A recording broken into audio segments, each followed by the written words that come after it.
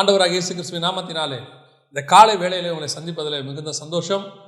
அதிகாலையில் என்னை தேடுகிறவன் கண்டடைகிறான் என்று வேதத்தில் வாசிக்கிறோம். காலை தோறும் அவருடைய கிருபை புதிதாக இருக்கிறது என்று சொல்லி பார்க்கிறோம். இந்த ஒரு மாதம் அளவும் கர்த்தர் நமக்கு இதை கொண்டு போவதற்கு ஒரு வாய்ப்பை கொடுத்தார். அநேகர் இதற்கு உழைத்திருக்கிறார்கள். இதற்காக நீங்கள் ஜெபித்துக் கொள்ளுங்க. இன்னும் எவ்வளோ நாள் கர்த்தர் சொல்கிறாரோ அவ்வளோ நாள் நம்ம இதை கொண்டு போக போகிறோம். இன்னைக்கு இந்த காலை வேளையில் நாம் கர்த்தரிடத்திலிருந்து வார்த்தையை கேட்பதற்கு முன்பதாக அவரை துதித்து ஆராதித்து கர்த்தரை மகிமைப்படுத்த போகிறோம். அவர் ஒருவரே துதிக்கு பாத்திரராக இருக்கிறார்.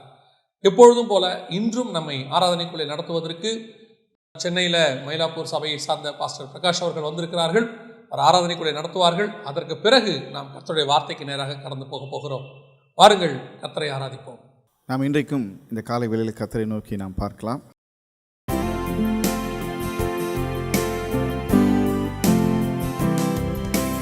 மான்கள் நீரோடை வாஞ்சிப்பது போல ஆத்மா வாஞ்சிக்குதே, நீர் மாத்திரம் எந்த ஆத்ம நேசரும்மை ஆராதிக்கிறே. மான்கள் நீரோடை வாஞ்சிப்பது போல ஆத்மா வாஞ்சிக்குதே, நீர் மாத்திரம் எந்த ஆத்ம நேசரும்மை ஆராதிக்கிறே. நீரென்பரனும் என் கேடகமாம், என் ஆவி என்றும் உமக்கடிபணியும்.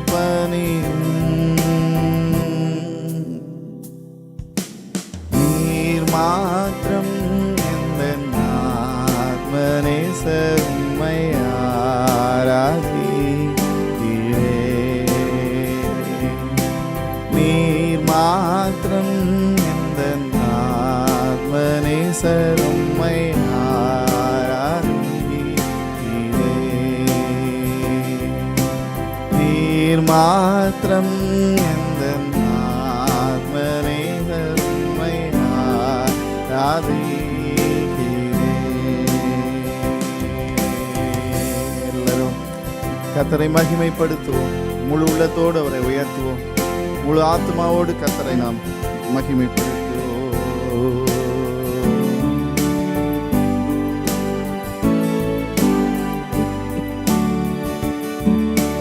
முழு இதயத்தோடு உம்மை துதிப்பேன், உன்னதமானவரே.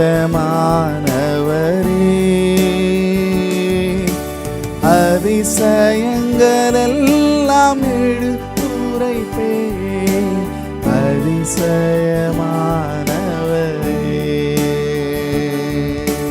முழு இதயத்தோடு உம்மை துதிப்பேன், உன்னதமானவரே.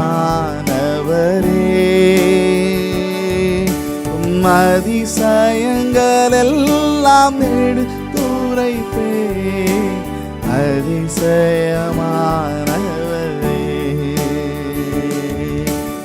எழுந்தருளும் என் ஆண்டவரே, எதிரி கை ஓங்க விடாதேயும்.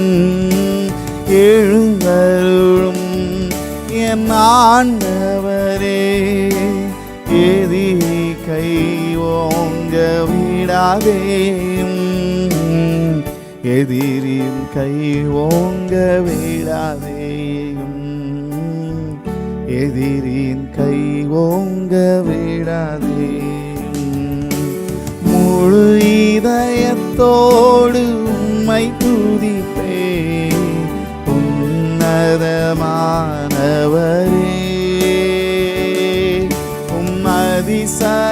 அதிசயங்களெல்லாம் எடுத்துரைப்பேன், அதிசயமானவரே.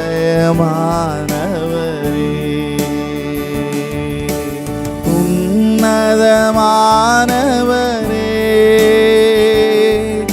என் உறைவிடம் நீர்தானே. உன்னதமானவரே,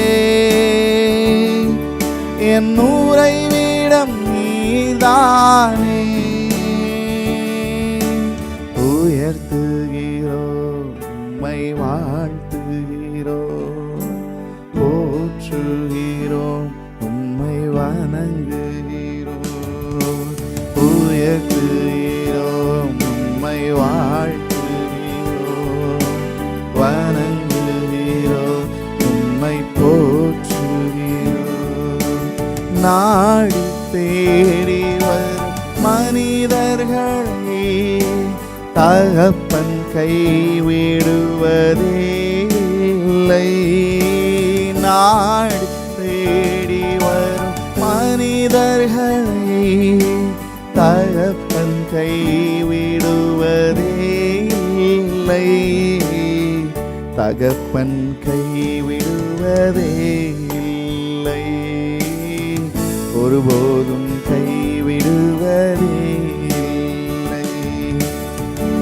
நீரே நிரந்தரமானவர், நீரே கனத்துக்கு பாத்திரர், நீரே மகிமை நிறைந்தவர், உம்மை என்றும் ஆராதிப்பேன். நீரே நிரந்தரமானவர், நீரே கனத்துக்கு பாத்திரர், நீரே மகிமை உடையவர், உம்மை என்றும் ஆராதிப்பேன். ஆராதனை ஆராதனை ஆராதனை ஓ நித்தியமானவரே. ஆராதனை ஆராதனை ஆராதனை ஓ நித்தியமானவரே. நீரே நிரந்தரமானவர், நீரே கனத்துக்கு பாத்திரர், நீரே மகிமை உடையவர், உம்மை என்றும் ஆராதிப்பேன். நீரே நிரந்தரமானவர், நீரே கனத்துக்கு பாத்திரர், நீரே மகிமை உடையவர், உம்மை என்றும் ஆராதிப்பேன். ஆராதனை உமக்கு, ஆராதனை ஆராதனை உமக்கு, ஆராதனை ஆராதனை உமக்கு, ஆராதனை ஆராதனை உமக்கு, ஆராதனை. பாத்திரரே மகிமைக்கு பாத்திரரே, பாத்திரரே மகிமைக்கு பாத்திரரே. உயர்த்து பாத்திரரே மகிமைக்கு பாத்திரரே, பாத்திரரே மகிமைக்கு பாத்திரரே.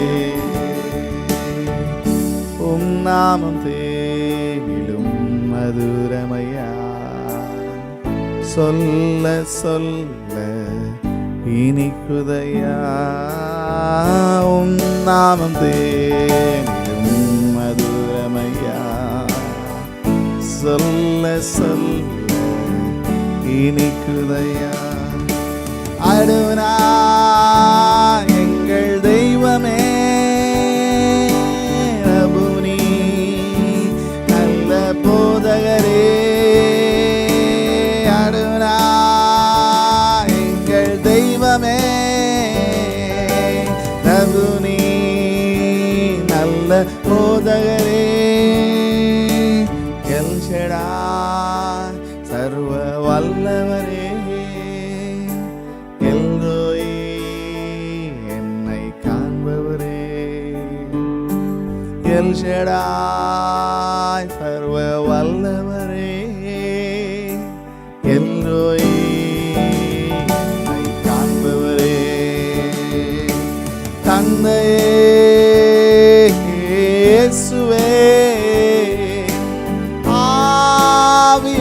ஆவியானவரே, ஆராதனை உமக்கு, ஆராதனை ஆராதனை உமக்கு, ஆராதனை ஆராதனை உமக்கு, ஆராதனை ஆராதனை உமக்கு, ஆராதனை ஆராதனை உமக்கு,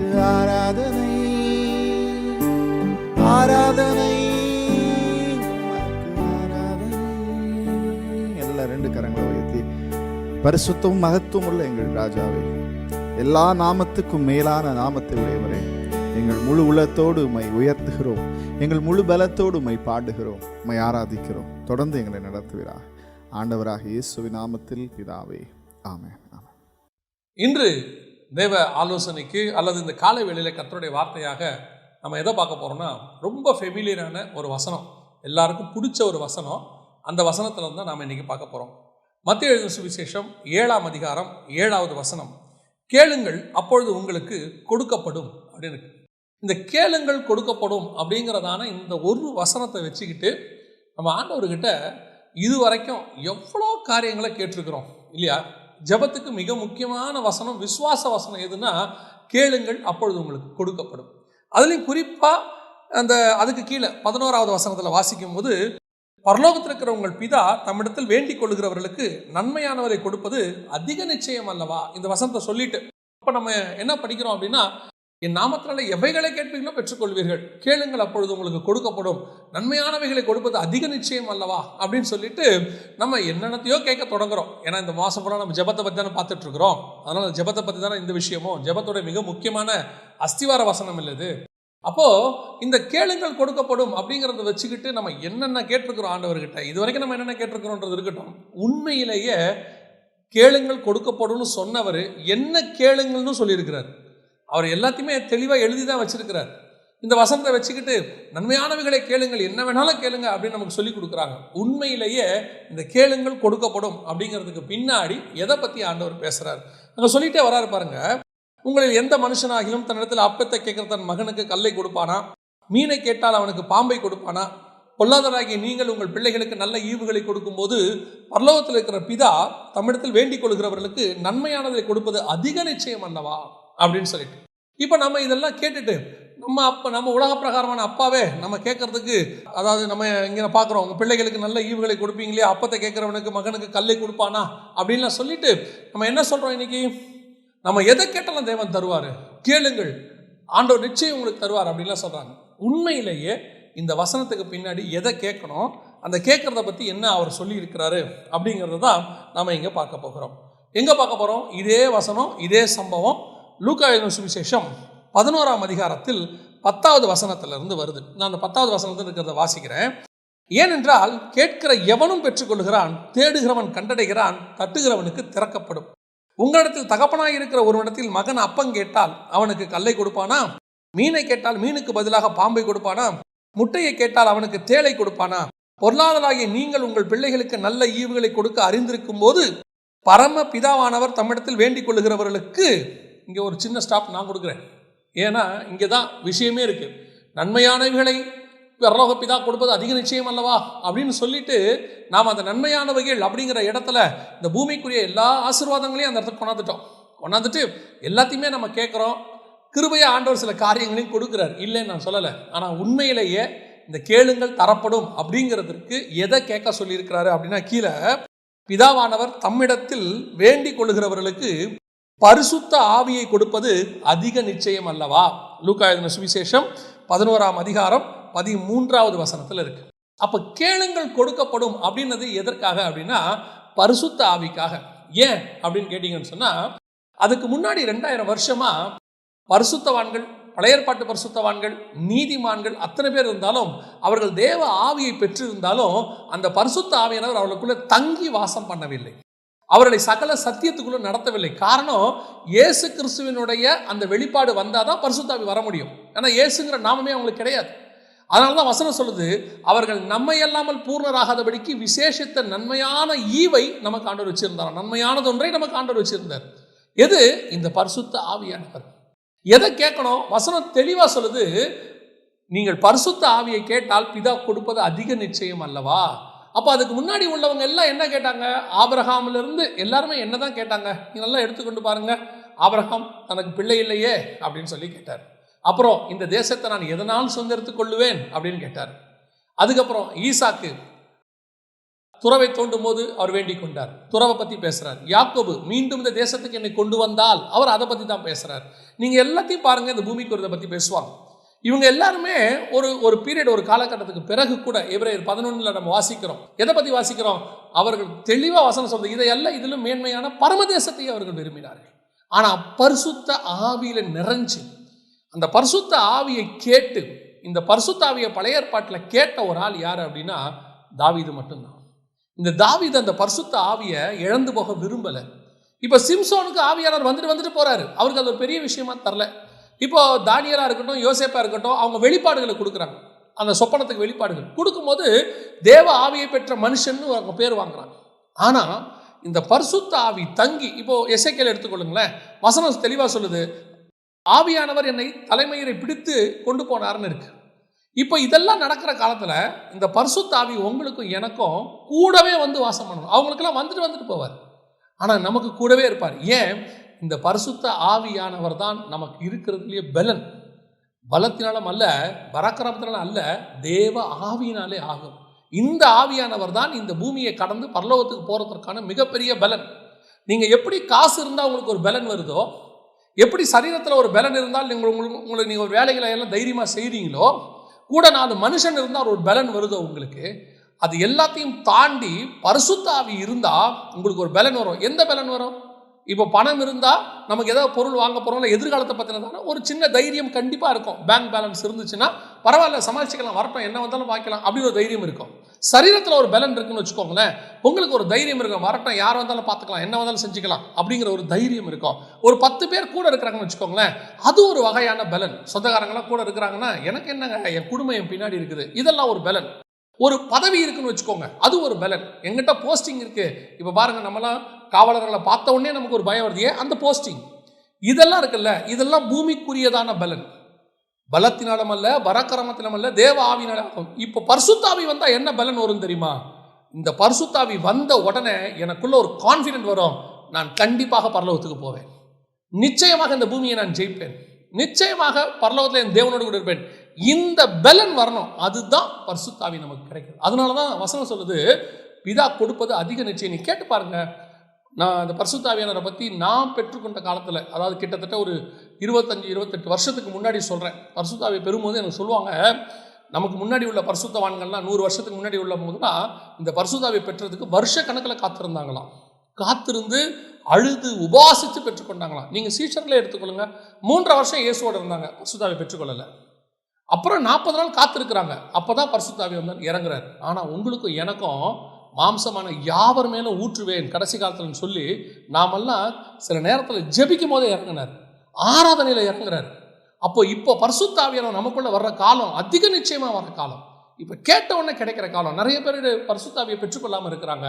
பரிசுத்தாவியை பெற்றுக்கொள்ளாமல் இருக்கும்போது அவங்க என்ன காரணம் சொல்கிறாங்க? நான் இன்னும் கொஞ்சம் பாவத்தில் இருக்கிறேங்க, இன்னும் கொஞ்சம் பலவீனத்தில் இருக்கிறேங்க, அந்த பலவீனம்லாம் போய் நான் பாவத்தை விட்டுட்டு வந்து நான் இருக்கிறேன். இல்லைங்க, இந்த பரிசுத்த ஆவியானவரே எதுக்கு தெரியுமா? நீங்கள் விட முடியாத பாவத்தை உங்களுக்கு விட வைக்கிறதுக்கு தான் அவரே வராரு.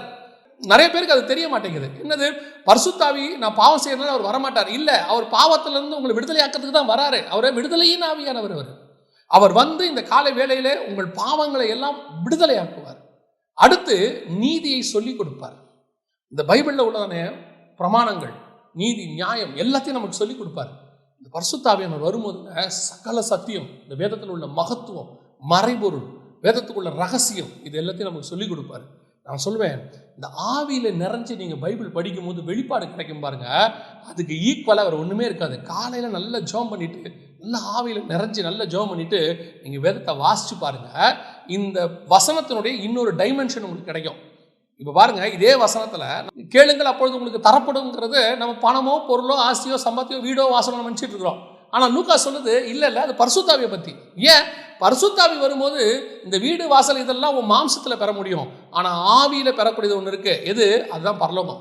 பரலோகத்தில் உங்கள் கண்கள் காணவும் இல்லை, காதுகள் கேட்கவும் இல்லை, உங்கள் பிதா உங்களுக்கு ஆயத்தம் பண்ணி வைத்தவைகளை அதை நீங்கள் பெற்றுக்கொள்ள வேண்டும் என்றால் பரிசுத்த ஆவியானவர் வந்தால் தான் அந்த நிச்சயமே வரும். அதனால தான் ஒருவன் ஜலத்தினாலும் ஆவியினாலும் பெறவாவிடில் பரலோக ராஜ்யத்தில் பிரவேசிக்க முடியாது. ஏன்? அந்த நிச்சயமே அங்கே தான் இருக்குது. அந்த பரிசுத்த ஆவியை நீங்கள் பெற்றுக்கொண்டால் மட்டுமே பரலோக ராஜ்யத்துக்குள் பிரவேசிக்க முடியும். ஸோ இந்த பரிசுத்த ஆவியானவர் வரும்போது உங்களுக்கு அந்த நீதியை சொல்லிக் கொடுப்பார். எப்படி போகணும், என்ன செய்யணும், எப்படி நம்ம இந்த பூமியில் பிதாவை நம்ம எப்படி கனப்படுத்தணும், பரலோகத்துக்கு போகிறதுக்கு என்ன செய்யணும், இதெல்லாம் நமக்கு சொல்லிக் கொடுப்பார். அதை விட மிக முக்கியமானது இன்னொன்று என்ன தெரியுமா? நியாய தீர்ப்பு. இந்த நியாய தீர்ப்பை பற்றி நமக்கு ஒரு உணர்வு கொடுப்பார். இந்த நியாய தீர்ப்பை பற்றின உணர்வு எதுக்கு அப்படின்னு கேட்டிங்கன்னா, நிறைய பேர் வந்து பயமுறுத்துறதுக்கு அப்படின்னு நினச்சிக்கிறாங்க. ஆனால் நான் வாசித்த வரைக்கும் இந்த நியாய தீர்ப்பை பற்றி அவர் சொல்லும்போது, யோவான் எழுதின சுவிசேஷம் 16ஆம் அதிகாரத்தில் நியாய தீர்ப்பை பற்றி அவர் என்ன சொல்கிறாரு, இந்த உலகத்தின் அதிபதி நியாயம் தீர்க்கப்பட்டதுனாலே நியாய தீர்ப்பை குறித்தும் கண்டித்து உணர்த்துவார். அப்போ நியாய தீர்ப்பு எதை பற்றி சொல்கிறாரு? நியாய தீர்ப்பு உலகத்தின் அதிபதி நியாயம் தீர்க்கப்பட்டதுனால நியாய தீர்ப்பை குறித்து கண்டித்து உணர்த்துவார். அப்பனா உலகத்தின் அதிபதினா பிசாசு நியாயம் தீர்க்கப்பட்டான். என்ன நியாயம் தீர்க்கப்பட்டான்? கீழே தள்ளப்பட்டு அவன் தலை நசுக்கப்பட்டு விட்டது. அவன் கொண்டு வந்த மரணம் ஜெயமாய் விழுங்கப்பட்டு விட்டது. இனி இயேசுவை ஏற்றுக்கொள்கிறவர்கள் பரலோகத்திற்கு போகிறதுக்கு எந்த தடையும் இல்லை. இப்போ அது வரைக்கும் நியாய தீர்ப்பை குறித்து கண்டித்து உணர்த்துவார்னா என்ன? அவர் பரலோகத்துக்கு போக விடாமல், தங்கள் வீடுகளுக்கு போக விடாமல் தடுத்தவன் இவனே அப்படின்னு சொல்லுது. அப்போ யாரை பற்றி சொல்லப்பட்டிருக்கிறது? பிசாசை பற்றி சொல்லப்பட்டிருக்கிறது. எது வீடு? தேவனுடைய வீடு, பரலோகத்துக்கு போக விடாமல் தடுத்தவன் இவனே. இப்போ அவரை நம்ம ஜெயிச்சிட்டோம், நமக்கு நியாய தீர்ப்பு ஜெயிக்கப்பட்டாகி விட்டது. அதனால தான் சபையை பார்த்து ஆண்டவர் சொல்கிறாரு, மீட்கப்படுகிற சபையை பார்த்து ஆண்டவர் சொல்லக்கூடிய ஒரு வார்த்தை வெளிப்படுத்தின விசேஷம் 2ஆம் அதிகாரம் 11ஆம் வசனம். ஆவியானவர் சபைகளுக்கு சொல்லுகிறதை காதுள்ளவன் கேட்க கடவன். ஜெயம் கொள்ளுகிறவன் 2ஆம் மரணத்தினால் சேதம் அடைவதில்லை. எது 2ஆம் மரணம்? வெளிப்படுத்தின விசேஷம் 20ஆம் அதிகாரம் 14வது வசனம் சொல்லுது, அப்பொழுது மரணமும் பாதாளமும் அக்னி கடலிலே தள்ளப்பட்டது. இது 2ஆம் மரணம், நரகத்துக்கு போறது. அப்போ ஜெயம் கொள்ளுகிறவன் எவனோ அவனுக்கு 2ஆம் மரணத்தில் சேதப்படுவதில்லைன்னா நரகத்தால் சேதப்படுவதில்லை. இது சபை நரகத்தால் சேதப்படுவதில்லை. ஏன் சபை நரகத்தால் சேதப்படுவதில்லை? சாத்தானை ஆண்டவர் ஜெயித்திருக்கிறார். யாருக்காக? சபைக்காக. சபை யாரு? மணவாட்டி சபை. மணவாளன் தன் மணவாட்டிக்காக ஜெயிச்சிருக்கிறாரு. இந்த நிச்சயத்தை யார் கொடுக்குறா தெரியுமா? பரிசுத்த ஆவியானவர் கொடுக்குறாரு. நீ பரலோகத்துக்கு போற, நரகத்துக்கு போக முடியாது. ஆண்டவர் ஒன்று மீட்டெடுத்திருக்கிறாரு. அன்லெஸ் நீ துணிகரமாக பாவம் செஞ்சா போவேன், அது வேற விஷயம். இப்போ இயேசு கூடவே இருந்து பாதாளத்துக்கு போன ஒரு ஆள் தான் வந்து யூதாஸ் காரியத்து. இப்போ நிறைய பேர் அது வேற போதிக்கிறாங்க, நீ நரகத்துக்கே போக மாட்டே, உனக்கு பாதாளமே கிடையாது, நித்தியமாக உனக்கு கொண்டு போயிடுறாங்க. இல்லை, நீ மறுதளித்து போயிட்டீங்கன்னா நீ பாதாளத்துக்கு போகிறதுக்கும் வாய்ப்பு இருக்கிறது. ஆனால் இங்கே பரிசுத்த ஆவியானவர் என்ன கான்ஃபிடென்ட் கொடுக்குறாரு? தைரியமாயிரு, உன்னை விழப்பண்ணி நரகத்துக்கு கூட்டிகிட்டு போகிற பிசாசை இயேசு ஜெயிச்சிட்டார். பழைய ஏற்பாட்டில் எப்பேற்பட்ட பரிசுத்தவான்களாக இருந்தாலும் பிசாசு கண்ட்ரோலில் தான் இருந்தாங்க பாதாளத்தில். அதனால தான் மோசையின் சரீரத்தை குறித்து அவன் தர்க்கம் பண்ணினான்னு இருக்கு. அவங்க எல்லாம் போனாலும் பாதாளத்தில் அவன் கண்ட்ரோலில் தான் இருக்காங்க. ஆனால் இங்கே வசனம் சொல்லுது, உலகத்தின் அதிபதி நியாயம் தீர்க்கப்பட்டதினாலே நியாய தீர்ப்பை குறித்து கண்டித்து உணர்த்துவார். அப்போ இந்த நியாய தீர்ப்புனா எதை பற்றி சொல்லப்பட்டிருக்கிறது? நம்ம நியாயம் தீர்க்கப்படுறதை பற்றியா? இல்லை, அவன் நியாயம் தீர்க்கப்பட்டா உனக்கு பாதாள நரகத்தை ஜெயிக்கிறதுக்கு வல்லமை கொடுத்தாச்சு, தைரியமாக பரலோகத்துக்கு வான ஆண்டவர் சொல்ல. இந்த கான்ஃபிடென்ட் பழைய ஏற்பாட்டு பரிசுத்தவங்களுக்கு யாருக்குமே கிடையாது. இது யார் நமக்கு சொல்றாரு? ஆவியானவர் சபைகளுக்கு சொல்லுகிறதை காதுள்ளவன் கேட்க கடவன், அவன் 2ஆம் மரணத்தினால் சேதம் அடைவதில்லை. ஸோ இந்த பரிசுத்த ஆவியானவருங்கிறது உங்களை பலப்படுத்துறவர். பாருங்க, இந்த பயமே போயிடுச்சுன்னா எப்படி இருக்கும் யோசிச்சு பாருங்க. நம்மளை ஆண்டவர் பயமுறுத்தி பரலோகத்துக்கு கூட்டு போக விரும்பல, உள்ளத ஃபேக்டை சொல்ல விரும்புகிறாரு. ஆனால் இந்த பயமே போயிடுச்சுன்னு வச்சுக்கோங்க, நான் நரகத்துக்கு என்ன பண்ணாலும் நரகத்துக்கு தான் போவேன். பழைய ஏற்பாட்டில் அதான் யாக்கோபு சொல்றாரு, நரைமேறி துக்கத்தோடு கூட பாதாளத்தில் இறங்க பண்ணுகிறீர்கள். சங்கீதக்காரர் சொல்றான், நான் பாதாளத்தில் போய் என் படுக்கையை போட்டாலும். ஸோ அவங்க என்ன பண்ணாலும் பாதாளத்துக்கு போகிற எண்ணம் இருந்துச்சு. அவங்க என்ன பண்ணாலும் வாக்குத்தத்தம் பண்ணப்பட்ட அடைய முடியாதுங்கிறது அவங்களுக்கு தெரிஞ்சு போச்சு. ஆனால் உங்களுக்கு எனக்கும் நம்ம ஒழுங்காக வாழ்ந்தா பரலோகத்துக்கு போகலாங்கிறது நமக்கு ஓப்பன் ஆயிடுச்சு. இவ்வளோ பெரிய கான்ஃபிடென்ட் யார் கொடுக்குறா? பரிசுத்த ஆவியானவர் கொடுக்குறாரு. இந்த பரிசுத்த ஆவியை நீங்கள் கேளுங்கள், அப்பொழுது பெற்றுக்கொள்வீர்கள். அது எதை கேட்க சொன்னாங்க? பிதாவை போய் எதை கேட்கணும் யோசித்து பாருங்க. இப்போது நீங்கள் ஒரு பெரிய முதலமைச்சரையோ பிரதமரையோ ஜனாதிபதியோ அல்லது அமெரிக்க ஜனாதிபதியோ பார்க்க போகிறீங்க. பார்க்க போகும்போது அவர் சொல்கிறாரு, நீங்கள் எங்கிட்ட என்ன வேணும் கேளுங்க, நான் உங்களுக்கு கொடுக்க விரும்புகிறேன் அப்படின்னு சொன்ன உடனே அவர்கிட்ட போயிட்டு எனக்கு ஒரு டெய்ரி மில்க் சாக்லேட் வாங்கி தரீங்களான்னு கேட்டால் எப்படி இருக்கும்? அவர் என்ன யோசிப்பார்? ஏன்பா அதை நீயே வாங்கிக்கலாமே, உன்னாலே வாங்க முடியுமே. உன்னால் வாங்க முடியாத, என்னால் மட்டுமே கொடுக்க முடிஞ்ச ஒன்றை கேட்டினா அதான் வேல்யூ. நம்மளால் வாங்க முடியாத, அவரால் கொடுக்க முடிஞ்ச ஒன்று நீ கேளு, அதுதான் வேல்யூ. அவர் தான் கேட்கணும். அப்போது பிதா கிட்ட கேட்கும்போது எதை கேட்கணும்? வீடு வாசல் இங்கே இருக்கிறது இதெல்லாம் நீயே சம்பாதிக்கலாம், நம்மளே சம்பாதிக்கலாம், நம்மளாலே முடியும். ஒரு உலக மனுஷனே 4000 கோடி ரூபாய்க்கு வீடு கட்டியிருக்கிறானா? ஒரு உலக மனுஷனே கிரேட் வால் ஆஃப் சைனா கட்டியிருக்கான். ஒரு உலக ராஜாவே மிகப்பெரியதான வேர்ல்டு வண்டர்ஸ் எல்லாம் கட்டியிருக்கிறாங்க. அப்போ மனுஷனால் அதெல்லாம் முடியும். நம்மால் முடியாததும் அவரால் மட்டும் முடிந்ததும் எதுவோ அதைத்தான் கேட்கணும். அதைத்தான் சொல்றாரு, கேளுங்க கொடுக்கப்படும். எது அது வரைக்கும் பழைய ஏற்பாட்டு எந்த பரிசுத்தவான்கள் எப்படி கேட்டாலும் கிடைக்காத சர்வ வல்லமை உள்ள பரிசுத்த ஆவியானவரை கேளுங்கள், அப்பொழுது அவர் உங்களுக்குள்ளே வந்து வாசம் பண்ணுவார். உள்ளங்கால் பதிக்க இடம் இல்லாதபடியினாலே புறா புறப்பட்டு பேழைக்குள் வந்துடுச்சுன்னு இருக்கு. ஞான அர்த்தம் என்னன்னா, பரிசுத்தாவி 4000 வருஷமா பூமியில இறங்கறதுக்கு இடமே இல்லை, எந்த மனுஷனும் இல்லை. அவர் போயிட்டார் திருப்பி.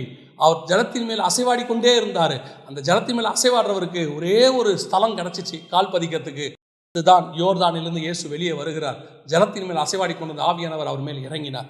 இப்போ இந்த இயேசு கிறிஸ்துவின் வழியாக உங்களுக்கும் எனக்கும் பரிசுத்த ஆவியானவர் நமக்குள்ளே வருவதற்கு வாய்ப்பு கிடைச்சிருக்கு.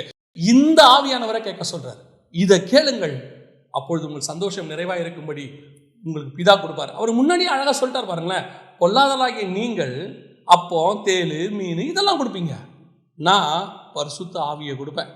இந்த பரிசுத்த ஆவி தான் நமக்கு பிதா கொடுக்கக்கூடிய மிக முக்கியமான விஷயம். கொலோசியர் 3:1 தெளிவாக சொல்லுது, நீங்கள் எதை கேட்கணும் தெரியுமா? பிதாவின் வலது பார்சத்தில் இருக்கிற மேலானவைகளையே நாடுங்க. அதை கேளுங்க. அதை காலை வேளையில் ஆண்டவர்கிட்ட அந்த மாதிரி காரியங்களை கேளுங்க, மேன்மையானதை கேளுங்க. நான் திருப்பி ஒரே ஒரு விஷயத்தை மட்டும் சொல்லிட்டு நான் உங்களுக்கு இன்னைக்கு காலையில் பரிசுத்த ஆவிக்காக நான் ஜெபம் பண்ணி முடிக்க போகிறோம். என்ன தெரியுமா, நான் சொன்னது தான் திருப்பியும் சொல்கிறேன். இந்த லைனை மனசில் வச்சுக்கோங்க. இதை மனசில் வச்சுக்கிட்டு ஆண்டவர்கிட்ட பேசுங்க, கேளுங்க. என்ன தெரியுமா, உங்களால் வாங்க முடியாததும் வேற யாராலையும் கொடுக்க முடியாததையும் ஆண்டவர்கிட்ட கேட்கணும். நம்மளால் வாங்க முடிஞ்சதையும் ஆண்டவர்கிட்ட கேட்கக்கூடாது, வேற மனுஷனால் கொடுக்க முடிஞ்சதையும் ஆண்டவர்கிட்ட கேட்கக்கூடாது. நான் கேட்குறது எது தெரியுமா, ஆண்டவரே என்னால் என்ன பண்ணாலும் அதை வாங்க முடியாது, ஆண்டவரே வேற எந்த மனுஷனாலையும் அதை கொடுக்க முடியாது. இயேசு சொல்கிறாரு, ஒருவரும் கொடுக்கக்கூடாததும் எடுக்கக்கூடாததுமான சந்தோஷத்தையும் சமாதானத்தையும் நான் உங்களுக்கு அதை கேட்கணும். அதான் கேட்கணும். பரலோகம் எந்த மனுஷனாலும் கொடுக்க முடியாது, நித்திய ஜீவன் வேற யாராலையும் கொடுக்க முடியாது, வலது பார்சத்தில் இடம் வேற யாராலையும் கொடுக்கவே முடியாது. அதெல்லாம் கேட்கணும். அதை கேளுங்க. இதுக்கெல்லாம் மூல ஆதாரமாக இருக்கிற பரிசுத்த ஆவியானவரை கேளுங்க.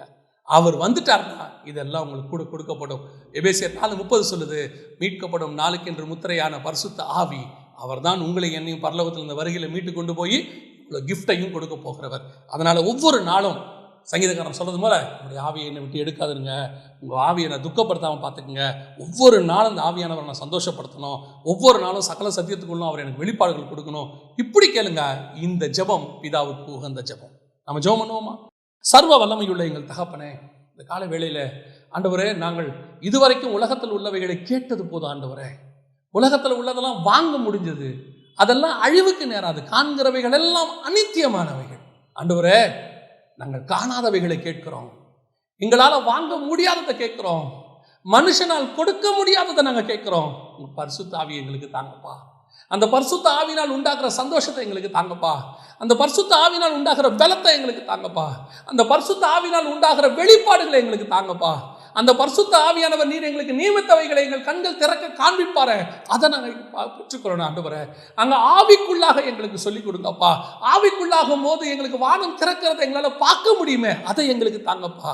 கீழானவைகள் அல்ல, மேலானவைகளை நாட ஆண்டவரே எங்களுக்கு சொல்லிக் கொடுங்க ஆண்டவரே. நாங்கள் முதல்ல அதை கற்றுக்குறோம்ப்பா. இன்னும் நாங்கள் கீழானதை கேட்டு, அநித்தியமானவைகளை கேட்டு, அழிவுள்ளதுகளை கேட்டு ஆண்டவரே, நாங்கள் இன்னும் குறைவுள்ளவர்களாகவே காணப்படுறோமே. நாங்கள் ஒவ்வொருத்தரும் இங்கே ஜெபிக்கிற ஒவ்வொருத்தரும், பார்த்துக்கிட்டு இருக்கிற ஒவ்வொருத்தரும் கீழானவைகள் அல்ல, மேலானவைகளை நாடுகிறவர்களாக எங்களுக்கு நியமித்து வைத்திருக்கிற அந்த மகத்துவங்களை, ஒருவரும் ஒரு காலம் கொடுக்க முடியாததும் எடுக்க முடியாததுமான மகத்துவங்களை காண பார்க்க கர்த்தர் எங்களுக்கு கிருபை பாராட்டும். இந்த வேதத்தை வாசிக்கும் போது எங்களுக்கு ஆண்டவரே, அந்த வேதத்துக்குள் ஆழத்தில் இருக்கிற பொக்கிஷங்களை, ஒளிப்பிடத்தின் பொக்கிஷங்களையும் ஆண்டவரே, அந்தகாரத்தில் உள்ளதான புதையல்களையும் எடுத்து எங்களுக்கு கொடுங்கப்பா. ஆண்டவரே, அவைகளை நாங்கள் உண்டு புசித்து ஆண்டவரே, கர்த்தர் நல்லவர் என்பதை ருசிக்க எங்களுக்கு கிருபை பாராட்டும். ஆசீர்வதி, வழி நடத்தும். ஒவ்வொருத்தரும் நம்முடைய பரிசுத்த ஆவியானவர் மூடி இருப்பீராக. உச்சம் தலை முதல் உள்ளங்கால் வரைக்கும் இந்த காலை வேளையிலே பரிசுத்த ஆவியானவர் ஒவ்வொரு மேலும் இறங்கி வருவீராக. ஆண்டவரே, வாஞ்சியம் தவணமுள்ள ஆத்துமாக்களை நிரப்புவேன் என்று சொன்ன எங்கள் ஆவியானவர் ஆண்டவரே, இந்த காலை வேளையில ஒவ்வொருத்தரையும் நிரப்பும்படி நாங்கள் ஜெபிக்கிறோம்.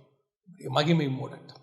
ஆசீர்வதியும் இயேசுவின் நாமத்தில் பிதாவே, ஆமென்.